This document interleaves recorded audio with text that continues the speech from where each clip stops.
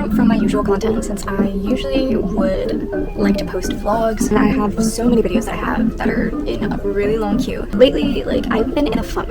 I've been in a funk for like 2.5 months now when I thought I was getting out of it, but honestly it was just me being a little delulu, thinking that I was away from my funk and just living life, and then not really paying as much attention as I should have to myself and what my body was telling me. Basically, over this past year, I have come to the conclusion and have self-diagnosed. She's got a point. She's an icon. She's a legend, and she is the moment. Now come on now. That I am on the autistic spectrum. There's a lot of things that I found through research, through speculation, through relating to a bunch of creators on TikTok, and then seeing a bunch of creators on YouTube talking about their experiences as women that are high masking with autism, and the women that are formally diagnosed, and relating to them and their experiences, especially the women of color that have been sharing their experiences. And the fact that as a child I have always introduced myself, or at least told people, that I'm a walking contradiction, that my personality is a contradiction of itself. And I have always said that, I've always told people that, and I just never really actually knew why. I just knew, like, hey, my brain does this thing, but it also does this thing, and those things, like, just are opposites and, like, headbutt consistently all the time. And that's how I've always been. Back in late 2020, I did get a formal diagnosis with my psychiatrist, inattentive ADHD, because a lot of my presentation with ADHD is inattentive. Oof, excuse me, I just had to deal with something real quick. For the past couple of days, I have come to the realization that I've been going through neurodivergent burnout. And the thing is, when I was younger, I used to think that I was just going through like a depressive funk, a depression mode. And now that I have a lot more understanding of myself as an adult, I am realizing that it is just simply neurodivergent burnout, ADHD burnout, autistic burnout, from being high masking and working my second job that requires me to be high masking, and because I'm a cashier for my second job, just to keep my mind stimulated while editing, because I know myself very well, I will film with background music, like royalty-free music, just playing on my TV, because it it fills up like the empty space and white noise. And also I like a little bit more privacy when I'm filming my videos, and I still live at home with my parents and my little siblings and such, so I just like having that little extra set of privacy. At least, even if they could still hear me on the other side of my door, it just gives me a little bit more and better peace of mind. I just thought I saw a spider crawling on the wall. We're gonna ignore that. That one from the bathroom better not have. I got a bug zapper. Anyways, background. With knowing and learning that I have been feeling autistic burnout, ADHD burnout, high masking burnout, from having to be social constantly, constantly, having to constantly be on and social and interacting with people, which, you know, I'm fine with in the moment, but then the moment I get home, I'm just like exhausted and I'm like frustrated. I'm like, But after watching the Wizard Liz's video on how to create your dream reality, the video that she recreated and posted a month ago, which I screenshot, and watching it on 2x speed, just made me think and was like, hey, I haven't posted anything on YouTube in a really long fucking time, and I better get on that, you know, because for me, and part of my dream life is to consistently make content and to stay consistent with it. No matter if my room is clean, dirty, if I'm stressed out, whatever, this is my creative outlet. This is my means of therapy without therapy, and also a way for me to truly try to create a community that's a safe space for anyone who's watching. I love cozy vlogs. I try to emulate cozy vlogs, cozy aesthetic vlogs. I'm still working on practicing my filming for those, because all I do is just set up a camera and move the angles around and just live life while it's recording, and I just ignore the camera and forget that it's there. Nothing really ever is scripted, I guess. Like, unless my friend's like, hey, let's do this, or a friend's like, hey, let's do this. But other than that, it's just set up the camera and just document life how it is. You know, like how people used to document like the home videos and stuff like that. They just set up the camera.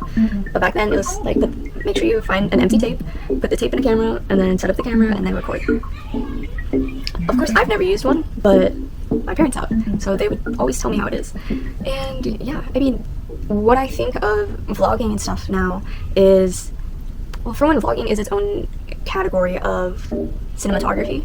It is its own category of a broader range of video in general. It's just a style of video in itself, and there's so many different styles within vlogging in itself as well, which I would call subcategories or substyles of vlogging, like aesthetic vlogging versus mainstream YouTube vlogging versus like business vlogging, I guess. I've never really seen someone do that, but you know what I mean. And yeah, so I guess this is a start to a new series that I've been wanting to do, but really didn't know how to go about it. I'll see what I end up naming it, but I guess this is just like episode 1 of feeling my neurodivergent burnout. So ND burnout series. That's something along those lines of what I'd like to call this, and just having these sit down chats whenever I am going through my burnouts and the things that I've done through my burnouts. Like, I felt extremely high masking while working my cashier position, yes, but I also felt high masking whenever I was on my phone, on social media, and communicating with really close friends within my inner circle, my inner social circles that I truly consider people that I trust and that accept me as I am, me for me, along with feeling, I guess, the social burnout as well. Like, the thing is, like, my friends, my inner circle, they didn't do anything wrong per se, but just the upkeep, the high masking of, yeah, I'm fine, life is good, life is great, and not really understanding or processing how I was actually feeling in the moment, and then having a bunch of different conversations and feeling bad because sometimes some of my friends felt bad if I didn't respond for a couple of days, and then having to explain things and a whole bunch of other things.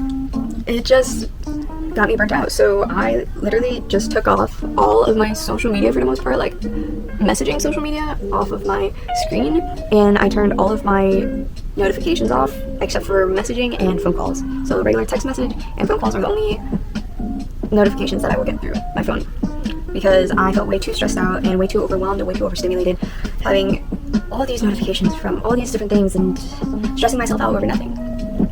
So that was the solution, and it's actually helped me feel a lot better on day 3 of my burnout, but day 2 of realizing that I am going through autistic burnout.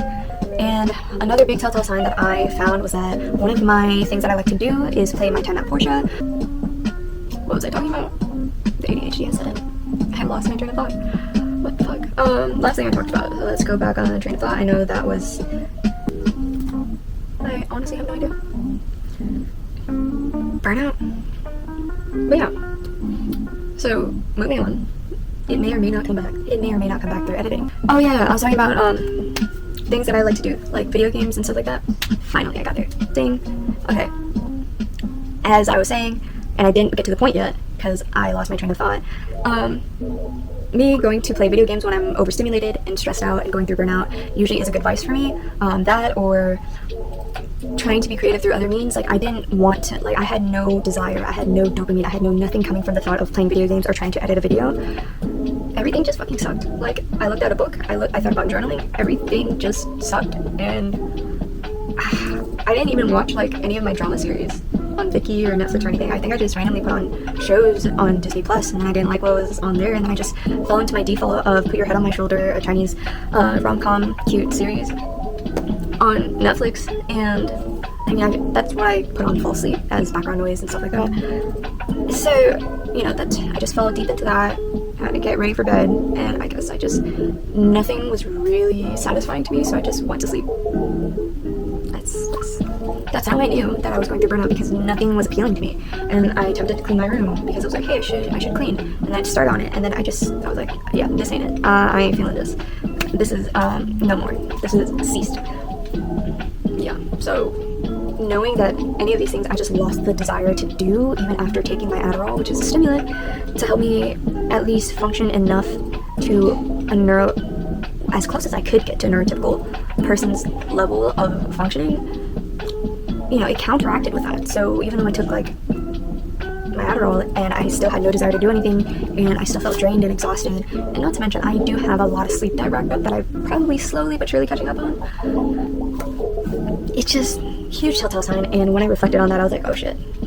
But yeah, now that it's been a day, I've slept, my room's still a fucking mess, but I've read 3 books. I have a whole ND burnout playlist now that I have been vibing to while driving to work and driving home, starting today, and well, yesterday as well.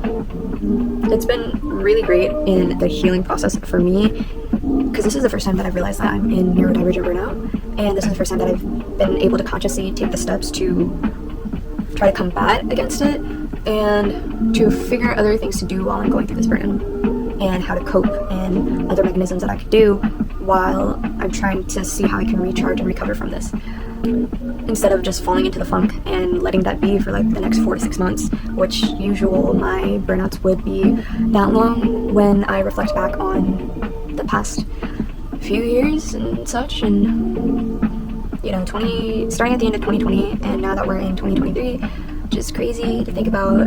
Only recently, within my early 20s, I've been actively working on trying to create my dream life, trying to create my dream reality, and making sure that I'm living my life for me, and changing my mindset and outlook on life, and just trying to do things that'll better my mental health and my comfortability and my confidence within who I am, all while dealing with other things. And yeah, lost where I was going with that too. So I guess this is it. We'll see how it ends up in editing. This probably won't be posted for a while, but at least I can have it edited. And yeah, anyways, thank you guys so much for watching.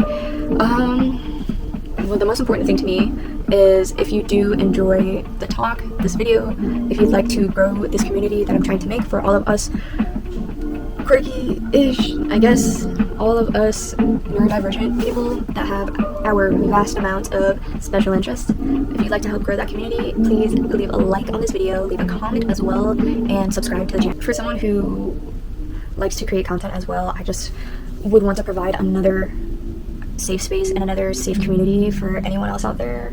Also, for being a neurodivergent woman of color who's within LGBTQ, if you get that reference. Yeah, again, thank you so much for watching, and be on the lookout for more videos that are similar or talking about my experience as a neurodivergent person who's figuring themselves out and how I'm coping with figuring out that I'm neurodivergent as an adult, as a young adult. Just learning all of this for the first time and trying to make sense of why everything from my childhood now makes a lot more sense, that I truly, my brain and my mind just wasn't wired the way that it was in order to function smoothly in society in those times. But yeah, okay, I'm rambling too much, so I guess I'll cut this off. Bye!